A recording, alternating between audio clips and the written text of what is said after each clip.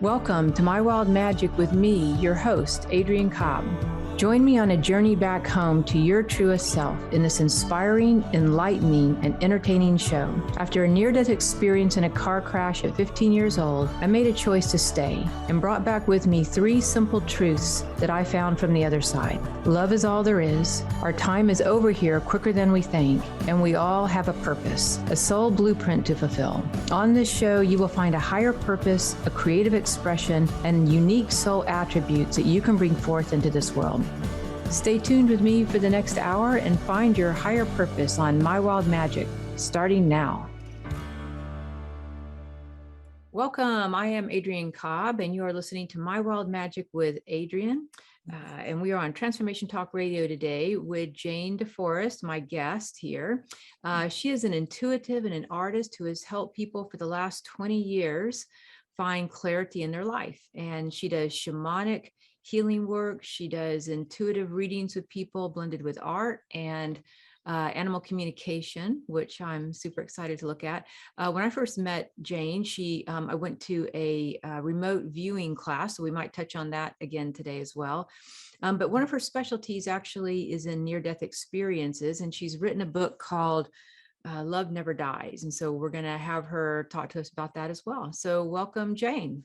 Thank you so much. It's really lovely to be here. Thank you for inviting me. Yeah, absolutely. Yeah, Jane is here in Portland with me and does stuff over at the new Renaissance bookstores. That's how I came across her and was just really drawn to her energy. I was wandering around the store and don't really even think about the classes. And I looked up and I'm like, oh my God, this woman's doing a class and it started 5 minutes ago. I've got to get into this class. So it was a really good timing. I'm glad we met. So yeah, so tell me a little bit about really what intrigues you about the near-death experience, like if you had a near-death experience yourself, or what kind of got you into that field? Yeah, so although I haven't had a near-death experience, I've had a spiritually transformative experience, actually quite a few of them. Sometimes I call them opening experiences.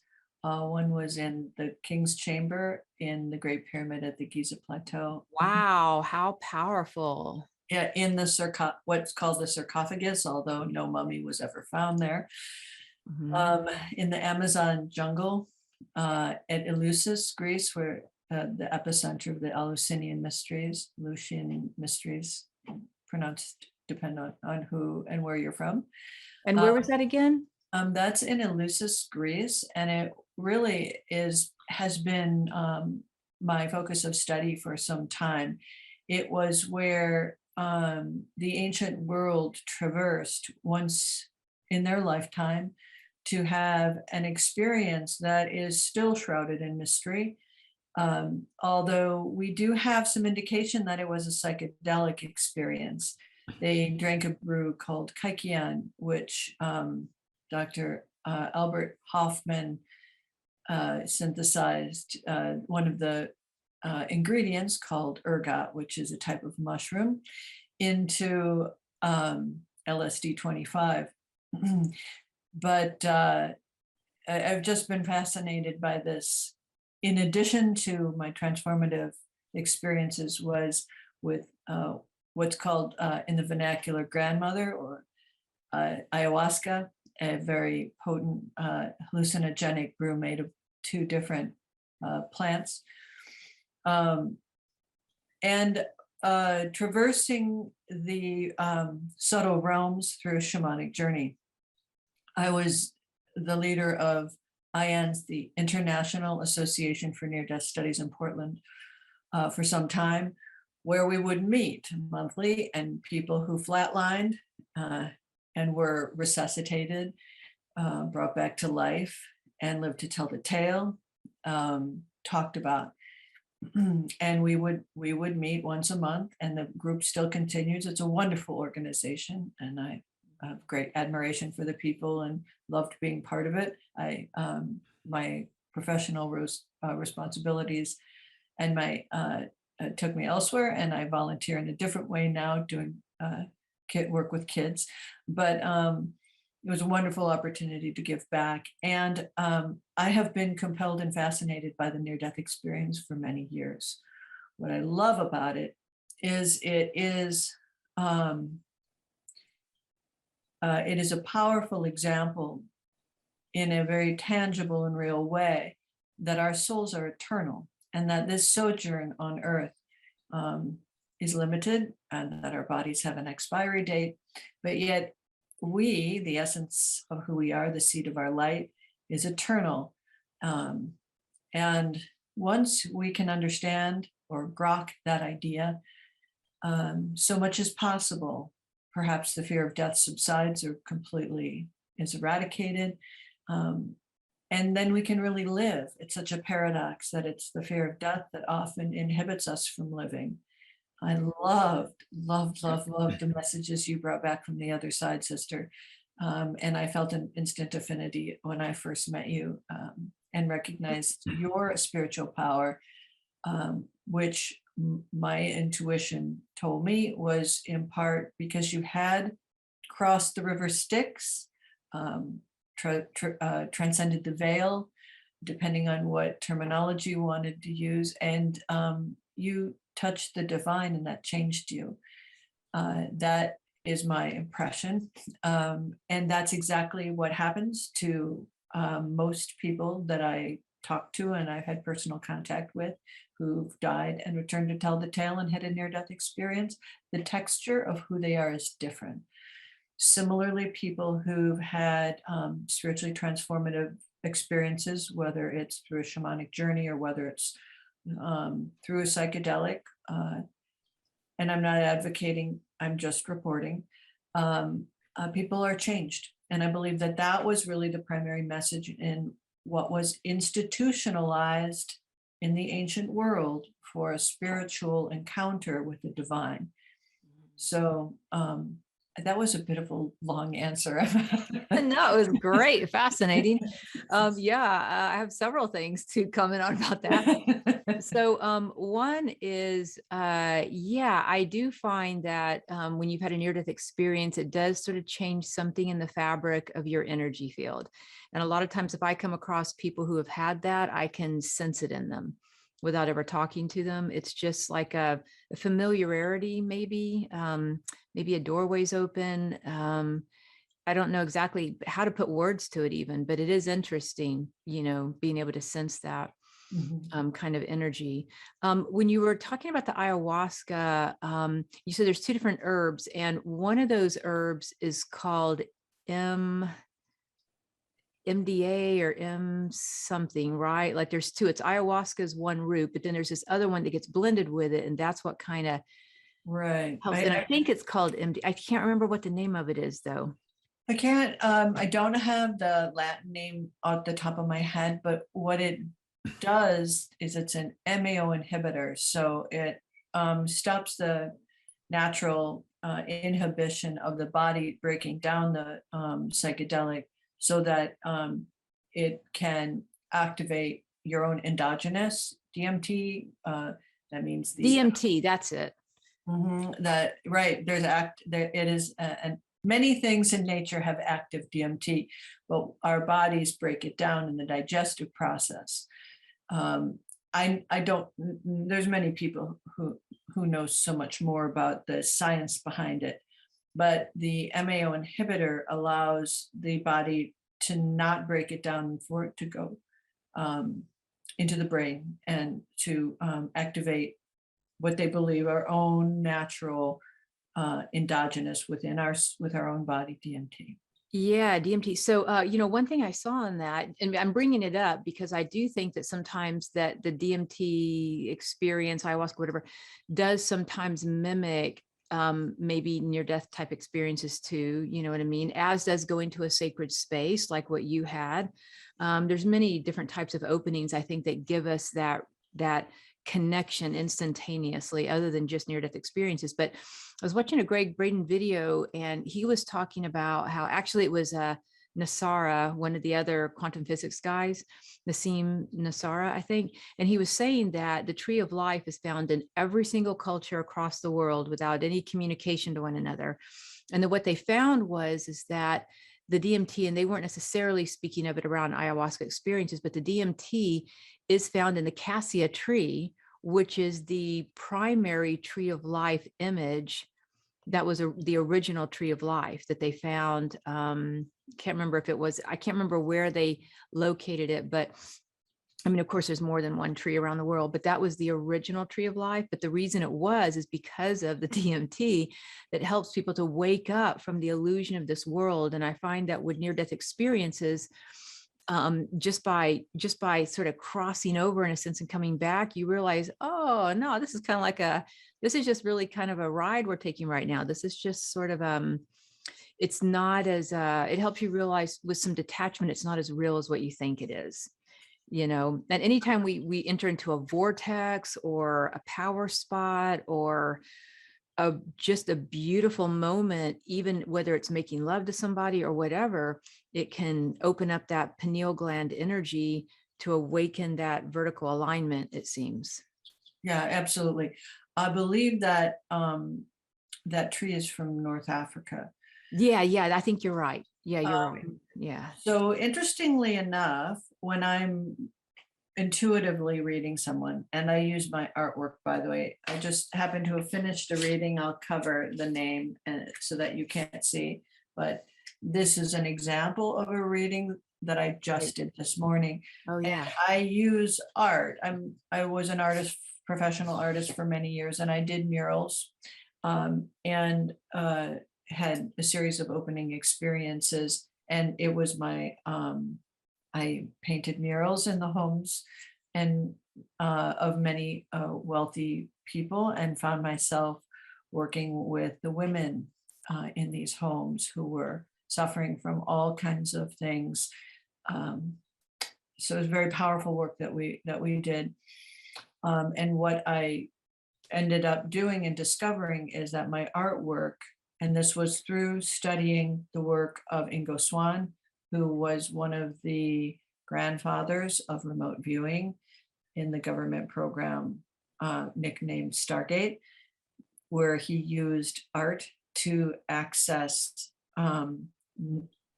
non-local information or information at a different location.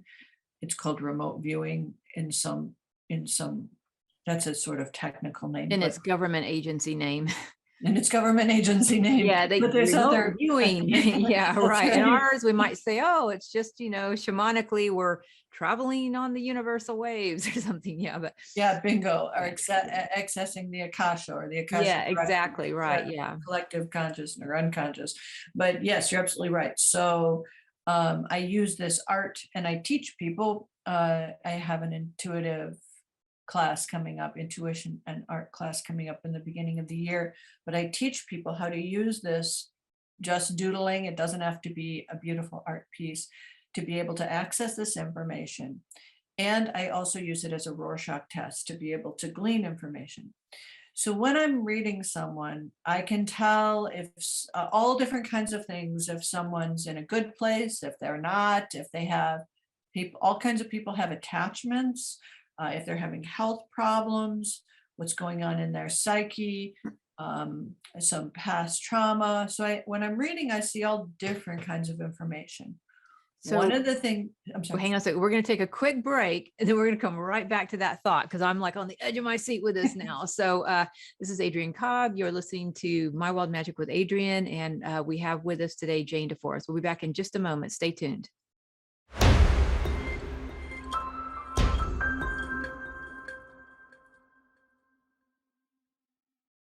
Welcome back. I am Adrienne, and you are listening to My Wild Magic with Adrienne. And our guest today is Jane Deforest, who is an incredible messenger from above. She does all kinds of different fascinating things. Jane, can you tell us your website if people want to check out a little bit more about you? Thank you. janesinspiration.com. And if you just Google Jane Deforest, then you'll find me. And can you spell that for people?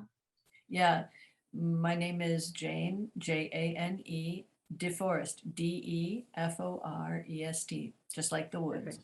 Yeah. And you just have some really lovely things that you offer out there. So keep us in the loop with what you were just saying. Yeah. So when I'm reading someone, I can see all different kinds of things. I can see trauma. I can see if they've what's certain traumatic things that have happened, and often the time space where they did happen. So I try to be within 80 to 95% accuracy on information. There's no way I could know. And if I can't achieve that, by the way, in the first 10 minutes, I'll give people their money back. It doesn't happen all that often. I'm not 100%. I can't read everybody, but most people I can. But I feel karmically connected to people. So I want, when people ask me a question, that I be within that level of accuracy. So I can often tell if someone's had a near-death experience, if someone has died, I can tell. I can tell if people have done psychedelics, or even if they've killed someone. I can tell. I can tell if it's an accident, or I can tell if it's murder. Just saying, different things. It changes people.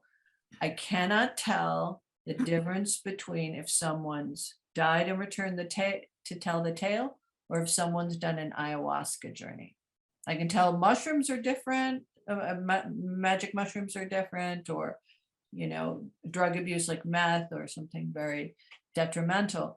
But I think it's fascinating that I cannot determine the difference between ayahuasca journey and a near-death experience journey.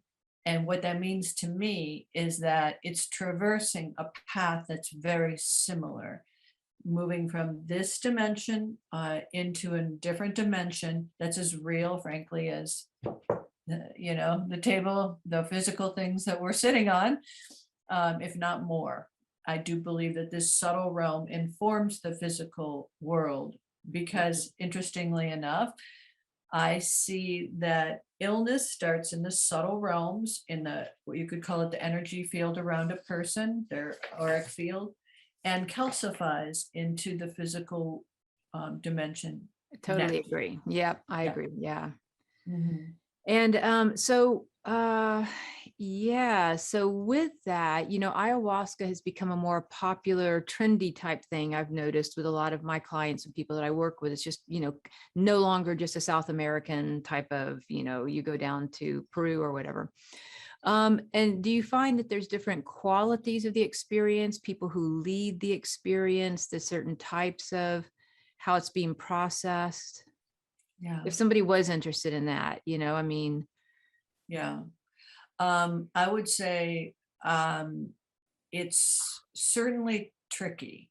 So and I think I have a lot to say about this actually, that without journeying with an ethical shaman, the journeyer is putting themselves in a very vulnerable and perhaps dangerous situation, because it's opening the energetic field. And that it's like, here's an analogy. If our soul is being housed in our body, and the analogy might be a person living in a house, the person being representing the soul and the house representing the body, traversing these subtle realms on a psychedelic such as ayahuasca, which is very powerful and strong, without proper protection, is like opening all the doors and windows to your house and going to sleep. It's and if you live, and I guess that's okay. Meaning that you could pick up some entities, there are other energies that you can come across. And when you have somebody who's in a qualified environment, they've qualified those dimensional doorways, those portals, they're attuned to guiding people when they're out of their body, and the emotional, mental experience they're having as they're experiencing it in their body. Because it's from what I've, when I haven't actually done it, but it sounds like people are having very real experiences of processing emotions. Sometimes they're traumatic, sometimes they're otherworldly, but then you're also having an otherworldly experience too. And so having somebody who knows already intuitively how to navigate that sounds very important. Really important. And just because you got a shaman doesn't mean it's an ethical shaman, by the way. Yeah, of course. Because shaman are just a trained shaman doesn't necessarily mean they're in the light. So what I see when people come to me who've been journeying, and it's not just on ayahuasca, but other psychedelics, many of them have some pretty gnarly attachments that they've brought back. So I work with them on that, rips or tears in their auric field. So protection, prayer. I have certain techniques that I use as far as creating. I use artwork, that perhaps that's my own gift, but it's I found to be incredibly effective. Being creative and using something that you create, people don't realize it, but it's quite a powerful tool. Well, that Uh, actually brings me back to another question. You were mentioning that you did murals for people in their homes. And one thing I was talking to you about in the break was that, I'm not sure when exactly you really awakened to your intuition and healing abilities. I feel like you were born in with it, but there is sometimes an awakened time. If you found when you were doing the murals, if you were actually channeling that energy in the murals and creating healing, like a good feng shui in the house, or with the people that you felt needed extra healing, sort of like crystal therapy or something, but you're doing it through murals. Did you find that healing yeah, energy or angels came through? yeah. So I just want to honor that. That's a very sophisticated question, and most people don't even think like that. So just a reflection on the level that you're operating at. That's a very complex and uh, advanced question. So thank you for that. And I'm honored to answer this because I've got a lot of skin in the game. I want people to heal. And I want to be I feel called to be a facilitator. It isn't easy, but I believe the brighter that my light is and your light is, and the producer of this show's light is, and the people who are listening to this, the better chance we have as a collective to overcome this darkness. So I have some skin in the game. To answer your question, I started out unconscious when I don't mean that I was knocked out on the floor. I just mean Yeah, I was no, painting from the place being of an artist. a technical, because Yeah. someone's hiring me to do something specific. They want me to paint a sky on their ceiling. And so I've got to get it technically correct, or a scene of Tuscany or whatever. So I'm absorbed in the right colors, the right paint, so it doesn't peel off the wall, the right composition, so it's appealing. And it's got to be done it, by the way, in a certain amount of time because I have to charge a certain amount of money. So it's a job. But with time and with my awakening, I came to understand that the consciousness with which I was creating affected the paint. So if I was angry and I was doing a painting in someone's room in their bedroom, I was painting anger into the mural. Then I understood I Yes. had to be mindful of my mind. Then a deeper level, I understood that I could create with intention a beautiful environment in someone's bedroom, for example. So what I would do is I would take chalk and I would write beautiful thoughts on their walls and invite the client to do the same, like love, harmony, passion. And I would use symbols. Symbols are very powerful. And I would draw that in chalk underneath my murals. Which is art therapy. I mean, a lot of people don't realize, but that is one of the basic techniques of art therapy. Like Carl Jung, was able to do mandalas to help people heal their own psyche. And one thing of art therapy is you write how you feel, or you draw a picture of it, and it might be kind of scary or whatever, and then you wait for it to dry, and then you draw over it. This is my resource, and it might be the word purpose or angels or whatever. And then the third layer that you paint over, if people want to do some of this even on their own home or whatever, is just the outcome of it in its highest state, really. So I mean, it sounds like you were really accessing art therapy on that level. And a lot of times they also say, like, if anybody has Reiki, if you have the Reiki symbols, I have a lot of clients I've initiated into Reiki, and they'll put the symbols in their house, and then either under their bed mattress or put them on the walls, and then even paint over them. And then my spiritual teacher that I had back in my 20s, she would pulverize crystal energy, put it in her paints, and then paint. So there's a lot of elevated ways you can shift your environment Yeah, just even for anybody who's interested in those. I didn't even know that. And I'm about to tell you basically the exact same thing. So that's so interesting how we pull Yeah. this wisdom, this general wisdom, and we pull it into our own psyche to be able to produce it from our own vantage point. Something that I help people do is to do this healing work themselves by doing portraits of themselves, and I do this artwork for people who are Wow. wanting healing. I have a very ill client who I did a portrait of, and I took her image and I painted it, and then with the symbols underneath it, I used certain stones some I charged in the Great Pyramid of the Giza Plateau, crystals, and crushed semi-precious stones in the paint, gold leaf, and then on the back of it, I made an altar for her ancestors on the back of the canvas.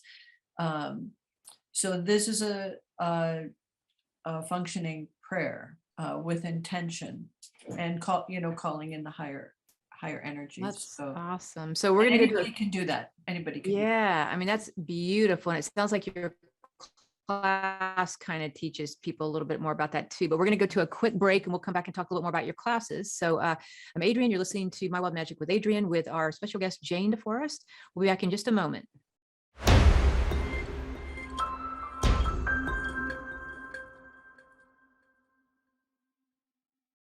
Welcome back, everyone. I am Adrienne Cobb. You're listening to My Wild Magic with Adrienne. And if you want to check out more of what I have to offer, you can go to mywildmagic.com. I have a great little free quiz that you can do to check out your tribes of light to see if you're working with angels, star beings, different galactic councils, etc. I also have a Wednesday night meditation class you can jump into. Interviewing today is Jane Deforest. She is also an intuitive who I met here in Portland, who does amazing work. We've been talking about everything from remote viewing to healing with art. And Jane has a couple of workshops coming up here, I believe in January, and she's going to share with us about that. So Jane, tell us about your workshops. Yeah, I'm very, very excited about them.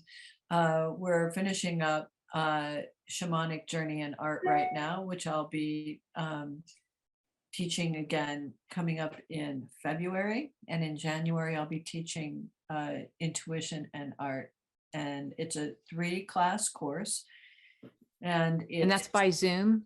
So anybody, Zoom. so anybody can join. Yeah, we have people from all over the world. That's great.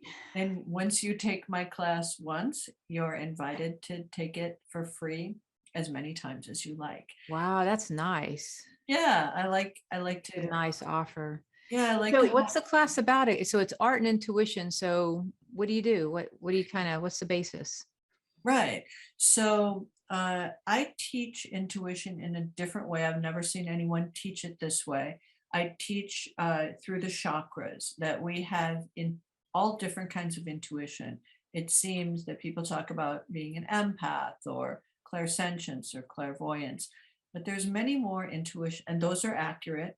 And there's many more types of intuition than limited to this small, narrow perspective. My husband has amazing weather intuition. He can smell snow 3 days away. Wow, that's cool to know. Yeah, people have all different kinds of intuition. Men and women have stronger intuition in different ways. We have, and I teach it through the chakras. So we have intuition connecting to Mother Earth, which might be symbolic knowledge as far as animals or weather or plants. Or the heart, which is the heart chakra, the fourth chakra, in compassion, empathy, feeling other people's feelings. Smell, taste, hearing. People might hear a phrase or be able to smell if someone's lying or smell fear. People have a dimensional, people are really incredible. We've really been dumbed down. The intuitive nature in all of us isn't cultivated. And there's a lot of taboo around it because in the Judeo-Christian tradition, psychics are equivalent to the work of the devil. So But in the ancient Yeah. world, that wasn't the case. It was institutionalized um, uh, oracles, like the Oracle at Delphi. These oracles were always women, and they brought through messages from the gods. Now we think that's really barbaric, but these gods are really representational of nature's wisdom. So these were often called Symbols, and they were like a priestess in the temple, and people would come. This can't go unnoticed that my name was originally Sybil, and my parents decided to call me Jane instead. But Wow, really? yeah, and I've just really been compelled by this. But Yes, no absolutely. pharaoh, no self-respecting leader, general, king would think of going into battle or making a political decision until they consulted with an oracle. Yeah, Um, absolutely. and this is really the feminine aspect. This is intuition. This is in the subtle realms. People talk about the divine feminine rising, and in my opinion, that the intuitive aspect of us and getting knowledge from this non-linear, non-academic um, pool of wisdom that we have access to is a lot about the feminine divine rising and honoring that aspect of ourselves. Yeah. From a functional standpoint, it gives people an incredible advantage, frankly. Mhm, mhm. Should I go left? Should I go right? Should I leave that job? Should I stay with my partner? What does my kid need? Is it time to go? Should I take the jab? Should I not take the jab? All these things are, uh, I mean, we can do our research, and I think it's important. We have a brain, we should use it. Um, I don't, I don't think we should put our logic, reason, and research on the back burner and just pull a card and decide. Yeah, but all Uh, of us, you're right. All of us are born with intuition, and you're right. It has been dumbed down. I mean, maybe for a long time, it feels like it's a lot about a power game. Like the more people are tuned in and in vertical alignment to their source energy, the less they're going to give their power away to others, whether it's politics, religion, partners, people, this, that, or the other, right? And so it seems like intuition has been made really wrong when really it's just somebody who's connected to their own inner guidance and source, whether it's, yeah, their Bingo. feelings, their sacral truth, their higher self. There's different aspects, which I like how you're saying that you teach people how to access their intuition to their chakras. I was doing a session with somebody this last week, and their angel guides came in and they were showing to light up the sacral power. It's like tuning into it. And let's just all do it for a moment, right? Because it's a really cool thing. It's my new favorite thing right now. But just imagine just putting your attention on your sacrum, your navel area, and you just put your attention there and just like turning on a light switch. It's just like, it just flares on, right? And you can just feel it open up to it, and you're getting in touch with your sacral power, your sacral truth, right? Then you go up to your heart, and you're going to go into the sacred heart energy and put your attention there and imagine just turning it on, lighting it up, that you're in touch now with your sacral truth. And then you go up to, let's say, the crown chakra, third eye crown chakra area, and you turn on the light switch, and you're in touch with your higher self's highest truth and higher visions. And then you start to feel all three of them connect like this lighthouse effect, and connect all those. It feels so empowering. You know what I mean? Like when we just take that little step, even of just turning those three light switches on, it's like it creates that kinesthetic energy where I can feel a protective energy around me. I can feel higher guidance. I can feel a lot of discord, negativity just fall away. It's awesome. I'm loving it. So I really like where you do with the chakras, because it sounds like that's very powerful. Right. So what you just did was something that is hidden, wisdom hidden in plain sight. And our ancients knew all about this, especially back to ancient Egypt and before. If you can imagine the symbol of the caduceus, which we know now as the medical symbol, it's a staff with intertwining snakes, a ball on top, and wings opening up. This is exactly what you're talking about. It is the awakening of consciousness, the awakening of our higher mind. The staff. And when you say Kadosh, like the way I've kind of heard it before is Kadosh, Kadosh, Kadosh, Adonai, Youth. Yeah, That's a phrase, right? that's a blessing. But the caduceus is a symbol. Different, right? Than that. Right. The caduceus is a symbol that you see like on a medical building or an emergency vehicle. And it's that symbol. Yeah, no, it's awesome. Yeah. The Okay. staff in the caduceus symbolizes the spine. Mhm. In Sanskrit, it's called the shushmana. The snakes symbolize the awakening energy or the kundalini spiral 2.5 times at the base of the spine. And they're known as the Ida and the Pingala, the energy moving up the Shushmana, up the staff to the ball, which is symbolizing our pineal gland, the third eye, which is where our endogenous DMT resides, by the way. And the opening of the wings is the opening of our consciousness, perhaps in our electromagnetic field, which is a measurable field that can go, when healthy, to our fingertips or beyond. Many people have very small ones. But what you're talking about there is ancient knowledge, and it's symbolized by this awakening of the chakras. That's a little bit different than I teach, but I use art to help people get in touch with this power and how to functionally use it, because it can get a little on the woo-woo side. And I would like people to be empowered. What you said about people, this being discouraged, and perhaps one reason for that is that having an empowered population, it's difficult to manipulate and keep them under control. That may be true. My secret agenda is to empower people. Yeah, like it. Yeah, can't go wrong with that, right? So when you're talking about the intuition and making it practical, give me an example of that before we go to break here. Give me an example of how you would make intuition practical, because that's a big question a lot of people have. How to bring it into every day, how to make it practical. What's an example of what you teach?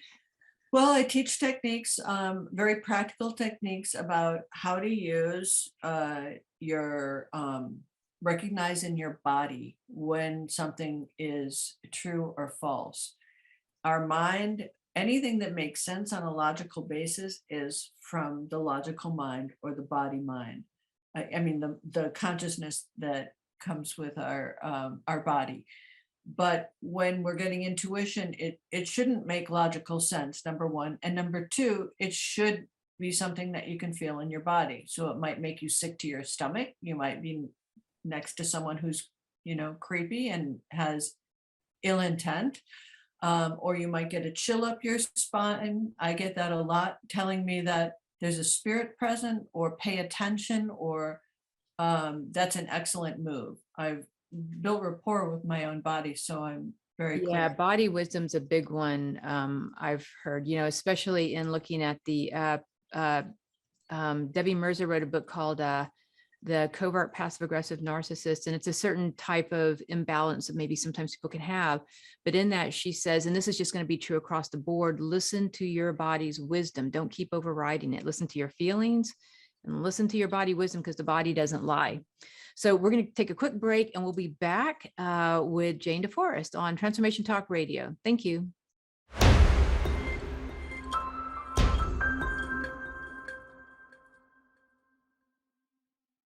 Right. Welcome back. I am Adrienne. You're listening to My Wild Magic with Adrienne on Transformation Talk Radio. You can check out more of what I do at mywildmagic.com. And today we have with us Jane Deforest, and you can check out more of what she does at janesinspiration.com. That's JANESPIRATION.com, janesinspiration.com. And Jane has written a book, Love Never Dies. Am I getting Yeah. Yeah. And she's going to tell us a little bit about her book and how you can go about picking up a copy if you're, wanting to check out more of what she has written about. Thank you. Yeah, Love Never Dies. And I'm really honored. This has been a collection of stories about my own experience and my own awakening, as well as a number of my clients. It's beautifully illustrated. My daughter helped me, and I also Oh, illustrated nice. it. It's a charming gift, especially if someone is interested. It's in psychic uh, experiences, if they've lost someone or they've lost an animal. Each chapter is a different story. Some of them are about animals, some of them are about people who've lost people. Some of them are my own awakening stories. But And then how can people get a copy of the book? oh, right. If you go to my website, you can get it, or you can any bookseller. So Uh, that is janesinspiration.com and then also Amazon. of course. I'm To really make sure proud. Amazon owns the world, so it'll be at Amazon. There you go. Yeah, it's not Uh, my favorite place, but it's sort of Super efficient. how do you get around it? um, I, Yeah. but it's I'm really honored. It's won 3 awards and it's translated into 3 Wow. languages. It Oh was my gosh. What kind of awards has it won? I won let's see, what did I win? A bronze, different awards for different reasons, but a cover award, which is for enlightening literature and different awards. But I'm just really honored. I'm honored to be able to communicate this information. It shows also the process that I use to glean the information, and I'm very honest about my and humble about how I receive information and how it isn't accurate all the time. How I figure out which is the trail to follow, because what happens oftentimes when I get information, it's like a charades. So I've got a spirit on the other side that's acting something out, that's sending me feelings, and I've got to discern that. And how do I communicate that with the person sitting in front of me? Similarly with animals, animals communicate in a very different way. Probably people would assume that. Um, there's also higher intelligence of animals, which is fascinating. I In have a cat like that, actually. I found her in California and she kind of chose me. So I'm like, okay, come home with me then. That's great. And but in order to do it, I didn't just want to take her, because there's definitely a relationship, a bond, a karma, something, with an animal, there's a responsibility to it. But I asked her higher self, I was communicating with her higher self. Her higher self was so communicatory. I'm like, you are definitely my cat. This is awesome. But not all animals do communicate as actively that way. I mean, just like with people, they're going to be different levels of consciousness and evolution. But it's quite amazing coming across conscious animals who are healers. I find that sometimes animals carry even, and let me know what you think about this, but sometimes a person's pet animal will carry the energy of an angelic being or a star being that might be part of their tribe of light, that's coming in and helping them in some way, unconditional level, whatever. What do you think about that in terms of the pets sometimes carrying the frequency of, sometimes their tribes are beings of light that just come in through that to make contact with that person? Oh yeah, definitely. That's Okay, absolutely true. That's exactly what I found. Also, ancestors come through animals. So, interesting. I hadn't thought your about that animal, one. oh yeah, and wild animals too. So, your Hmm. cat is your cat, and then you see your cat, and your cat's communicating with you. People are communicating with their animals all the time. Like they can Well, tell the animal's hungry, or the animal wants to go outside, or the animal's yeah. hurt. I mean, many, many people communicate with the animals, but they wouldn't necessarily call it Well, I send Lily, that's my cat. I send her whenever I go to town. I always put her in map conings and angel healings and violet transmuting flame and whoever's pet sitting with her. But then whenever every single day I wake up and I bless her with pure love and light and let her know how much I love her. And then whenever I'm getting ready to come home, I'm like, okay, I'm coming home. And so this time the pet sitter who was here was hanging out with her and stuff. And she's like, she just hung out most of the time. But the day you guys were supposed to be coming back, she was like, on her little cat thing, looking out the window all day long, waiting for you to come, I think. And I says, well, I do send her that message, but it was so validating, you know what I mean, and how they do psychically pick it up. It just sort of depends on, again, the conscious of the animal. But yeah. Rupert Sheldrake wrote an important book about that, about dogs knowing their owners are coming home. I've seen studies on that. Definitely. And one of the stories in my book, I wrote about a dog that actually helped the owner solve his own demise. And I would call it murder. The dog died of suspicious circumstances, and the owner came to me to figure out what happened. The dog, in the process of the reading and in the story about Max the dog, identified who killed him and why. And also, this is who killed the dog, not the man, right? Okay. Right. It was a man that killed him. And the dog explained completely what happened and described the circumstances, which dovetailed exactly with the client's neighborhood and who this person was. The dog also advised his owner not to follow this through, because this particular fellow was so dangerous that he would take revenge on the human, the dog's owner. Yeah, that's one of the stories in your book, right? Right. That's great. Yeah. And then so I get to ask this question a lot. Do animals have souls? And it's a little bit of a tricky question. I mean, I definitely think that plants and animals definitely have a life force to them, that I find that they're quite intelligent. So I think that they have souls. That's my answer usually, is that they do. It's just different evolutions of whatever. But it's always a little bit tricky. I know the Bible just point blank says they don't, and obviously we eat animals, I think that puppy farms and cat farms, are very similar to human trafficking, how they're just, you know what I mean? Like, I think they're kind of correlative to our human effluvia, our discord. But what do you think about in the work that you do you feel that an animal has a soul? Like, I always feel them cross over. So I'm assuming they have something. I don't feel like they just die. Yeah, I mean, to me, there's no question they have a soul. I mean, that's what I think. I couldn't be communicating with an animal on the other side if it didn't have a consciousness. Soul. And okay, so then what's the difference then maybe between, do they have a consciousness or do they have a soul? Right. I have a whole breakdown of what I've discovered about animals. I don't think I have it posted on my website, but I do have it in a handout if anybody wanted to.